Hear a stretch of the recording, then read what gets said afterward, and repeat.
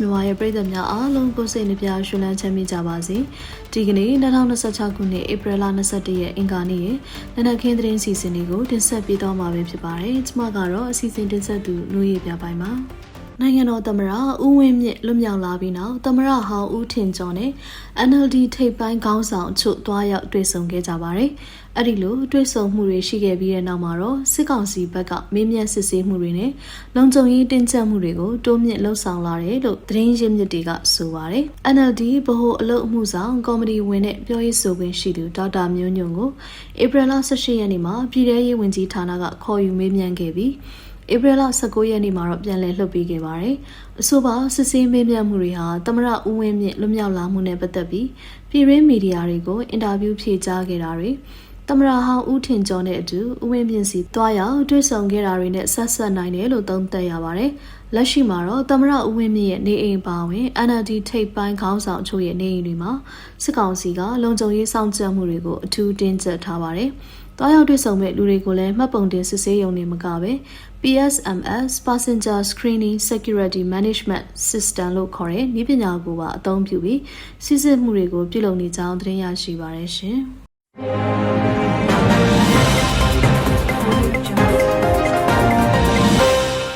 ဥရောပရောက်မြန်မာအရေးလှုပ်ရှားသူများနဲ့နိုင်ငံတကာသတင်းအရမြန်မာစစ်တပ်အတွက်အဓိကဝင်ငွေရရှိနေတဲ့ရေနံနဲ့တဘာဝဓာတ်ငွေလုပ်ငန်းခွင်ဆက်တစ်ခုလုံးကိုပုံမထိရောက်စွာပိတ်ဆို့ရေးယူနိုင်ဖို့ဥရောပအရက်ဖက်ဖွဲ့စည်း10ဘွဲကဥရောပသမဂ္ဂ EU ထံပူးရဲတောင်းဆိုလိုက်တဲ့သတင်းကိုတင်ဆက်ပေးပါမယ်။ဥရောပနိုင်ငံသားရေးဝန်ကြီးတွေကမြန်မာစစ်တပ်အပေါ်ချမှတ်ထားတဲ့အရေးယူပိတ်ဆို့မှုတွေကိုနှစ်ပတ်လည်သက်တမ်းတိုးဖို့ပြင်ဆင်နေချိန်မှာပဲအခုလိုတောင်းဆိုချက်ထွက်ပေါ်လာတာပဲဖြစ်ပါတယ်။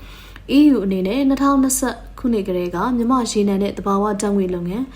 MOGE ကိုပိတ်ဆို့ထားခဲ့ပြီးမြဲလက်ရှိမှာတော့ဟာခွက်တွေရှိနေတယ်လို့အရက်ဘတ်အဖွဲ့အစည်းတွေကထောက်ပြထားကြပါတယ်။အထူးသဖြင့်ဥရောပကုမ္ပဏီချို့ဟာနည်းပညာအင်ဂျင်နီယာနဲ့အာမခံလုပ်ငန်းတွေကိုပုံစံမျိုးစုံနဲ့ဆက်လက်လုပ်ကိုင်ပေးနေတာကြောင့်စစ်တပ်အတွက်ဝင်ငွေတွေဆက်လက်စီးဆင်းနေရတယ်လို့ဆိုပါတယ်။ဥပမာအားဖြင့် Cyprus နိုင်ငံမှာမှတ်ပုံတင်ထားတဲ့ကုမ္ပဏီတစ်ခုဟာ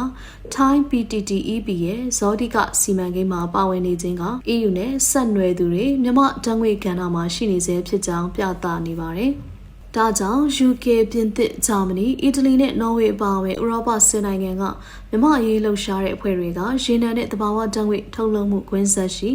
ဝန်ဆောင်မှုကုမ္ပဏီများ၊ဗဏ္ဍာရေးကြားခံများနဲ့အာမခံကုမ္ပဏီများကိုပါပိတ်ဆို့မှုတွင်ထည့်သွင်းရန်မြန်မာရေနံကဏ္ဍကိုဓာတ်ရိုက်ဖြစ်စေသွယ်ဝါရေးဖြစ်စေကူညီနေသည့် EU ကုမ္ပဏီများကိုစုံစမ်းစစ်ဆေးရန်နဲ့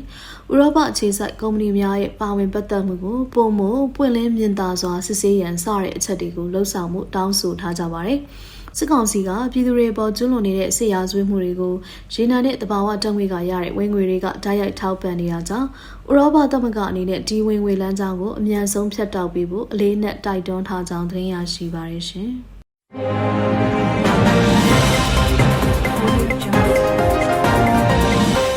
ရန်ကုန်ပြည်ပြည်ဆိုင်ရာလေဆိပ်မှာပြည်ရင်းလေကြောင်းလိုင်း MNA လေယာဉ်တစ်စီး break ချို့ယွင်းပြီးရနာထားရတဲ့ MAI လေယာဉ်ကိုဝင်တိုက်မိတဲ့တဲ့တင်ကိုတင်ဆက်ပေးပါမယ်။ဧပြီလ20ရက်နနက်9:00နာရီဝန်းကျင်ခန့်မှာမြန်မာအမျိုးသားလေကြောင်းလိုင်း MNA ပိုင်း Area 72လေယာဉ်တစ်စီးဟာခီးစဉ်ပြန်တမ်းမှုအတွက်လေယာဉ်ပြေးလမ်းစီကိုမောင်းတင်ထောက်ခါရန်ပြင်ဆင်နေစဉ်မှာ brake system ရုတ်တရက်ချို့ယွင်းသွားခဲ့ပါတယ်။အဲဒီလိုချို့ယွင်းမှုကြောင့်လေယာဉ်ကိုထိန်းချုပ်လို့မရတော့ပဲအနီးအနားမှာရပ်နားထားတဲ့ပြည်ပြည်ဆိုင်ရာမြန်မာလေကြောင်း MAI ပိုင်း Airbus A319 လေယာဉ်ရဲ့အမိပိုင်းကိုဝင်ရောက်တိုက်မိခဲ့တာပဲဖြစ်ပါတယ်။မျက်မြင်သက်သေတွေ့ရှိသူတွေရဲ့သတင်းရှင်းမြစ်တွေရဲ့အဆိုအရ MNA လေယာဉ်ဟာ MAI လေယာဉ်ကိုတိုက်မိပြီးတဲ့နောက်မှာတော့အရှိန်နဲ့ခြားလဲထွက်သွားခဲ့ကအနည်းရှိကုန်ပစ္စည်းတင်တဲ့လှဲ baggage gap ကိုပါထပ်မံတိုက်မိခဲ့တယ်လို့သိရှိရပါတယ်။ဒီဖြစ်စဉ်ကြောင့်လေယာဉ်နှစ်စင်းလုံးရဲ့ကိုယ်ထဲပိုင်းမှာထိခိုက်ပျက်စီးမှုတွေရှိခဲ့ပေမဲ့ကံကောင်းထောက်မစွာနဲ့လေယာဉ်ပေါ်ပါခီးသည်တွေနဲ့မြေပြင်ကဝန်ထမ်းတွေတော့ထိခိုက်ဒဏ်ရာရရှိမှုမရှိခဲ့ပါဘူး။လက်ရှိမှာတော့မတော်တဆဖြစ်ပွားခဲ့တဲ့လေယာဉ်နှစ်စင်းလုံးကိုစစ်ဆေးပြင်ဆင်မှုအတွက်ရှင်းနာထားရပြီးလေဆိပ်တာဝန်ရှိသူတွေကဘာကြောင့် brace နဲ့ချိုးရင်းရတယ်လဲဆိုတဲ့အသေးစိတ်ချက်လက်တွေကိုဆက်လက်စုံစမ်းစစ်ဆေးနေကြောင်းသတင်းရရှိပါရရှင်။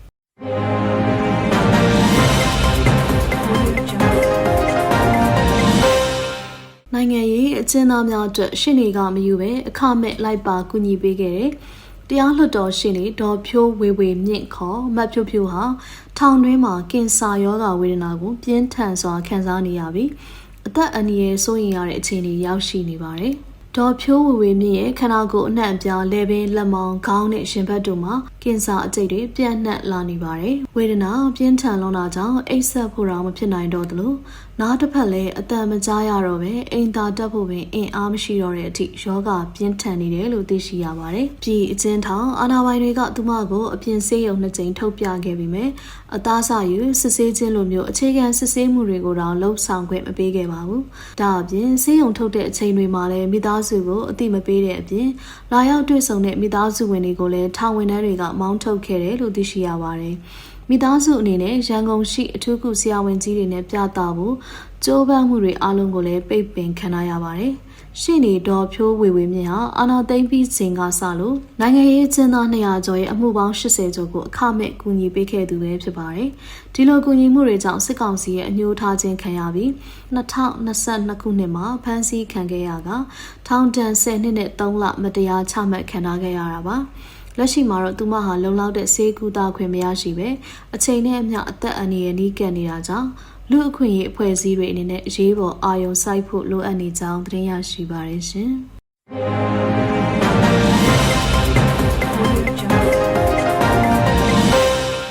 စစ်ကောင်စီတပ်ကဝမ်းတွင်းနဲ့မုံရွာမြို့တွင်လူငယ်30ကျော်ကိုပေါ်တာဆွဲဖမ်းဆီးခဲ့တာကြောင့်ဒေသခံပြည်သူများထွက်ပြေးတိမ်းရှောင်နေရတဲ့တဲ့ရင်ကိုတင်ဆက်ပေးပါမယ်။ဧပြီလ18ရက်19ရက်နေ့တို့မှာမန္တလေးတိုင်းဝမ်းတွင်းမြို့နယ်အတွင်းရှိကျေးရွာ၄ရွာကိုစစ်ကောင်စီတပ်ကဝင်ရောက်စီးနင်းခဲ့ပြီးနေအိမ်များထိလိုက်လံကလူငယ်12ဦးထပ်မံကိုပေါ်တာဆွဲဖမ်းဆီးခေါ်ဆောင်သွားခဲ့ပါတယ်။ Voice of ဝင်းတွင်အဖွဲ့ရဲ့ပြောပြချက်အရကြက်ကန်ရွာမှ3ဦးဝက်လက်ရွာမှ3ဦးနဲ့မင်းကန်ရုံးစုရွာတို့မှ6ဦးဖမ်းဆီးခံခဲ့ရခြင်းဖြစ်ပြီးလက်ရှိတွင်ရိုးကန်ရွာအပါအဝင်အနီးရွာကျေးရွာများမှာလူငယ်များမှာရွာလုံးကျွတ်ဘေးလွတ်ရာသို့ထွက်ပြေးတိမ်းရှောင်နေရပါတယ်။အလားတူစကိုင်းတိုင်းမုံရွာမြို့ပေါ်တွင်လည်းဧပြီလ20ရက်နေ့ကမွန်လဲပိုင်းမှစတင်ပြီးစစ်ကောင်စီတပ်ကအိမ်စီးကားများအုံပြုပြီးလူငယ်များကိုလိုက်လံဖမ်းဆီးခေါ်ဆောင်ခဲ့ရာလူငယ်20ကျော်ဖမ်းဆီးခံလိုက်ရပါတယ်။ဖမ်းဆီးခံရသူအများစုမှာအလုသွားအလုပြန်လုပ်နေကြတဲ့လူငယ်များဖြစ်ပြီး၎င်းတို့ကိုမိသည့်နေရာသို့ခေါ်ဆောင်သွားသည်ကိုမသိရသေးသည့်အတွက်မိသားစုဝင်များကစိုးရိမ်ပူပန်နေကြပါတယ်။စစ်ကောင်စီတပ်ဟာနိုင်ငံအမှန်အပြားမှာစစ်မှုထမ်းရန်အတွက်လူငယ်များကိုပြစ်မှတ်ထားကပေါ်တာဆွဲခြင်းနဲ့အတရားဓမ္မဖမ်းဆီးခေါ်ဆောင်ခြင်းများကိုတိုးမြှင့်လှုံ့ဆော်နေတာကြောင့်မြို့ပြနဲ့ခြေရွာနေလူငယ်များမှာလုံခြုံရေးအတွက်အထူးစိုးရိမ်ထိတ်လန့်နေရကြောင်းသိရရှိပါတယ်ရှင်။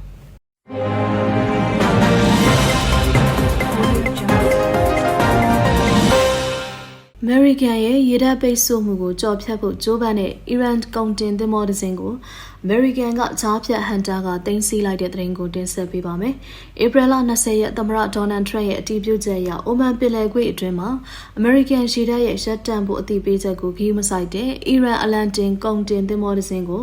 အမေရိကန်ရေတပ်ကအင်ဂျင်ခန်းကိုအပေါက်ဖောက်ပစ်ခတ်ပြီး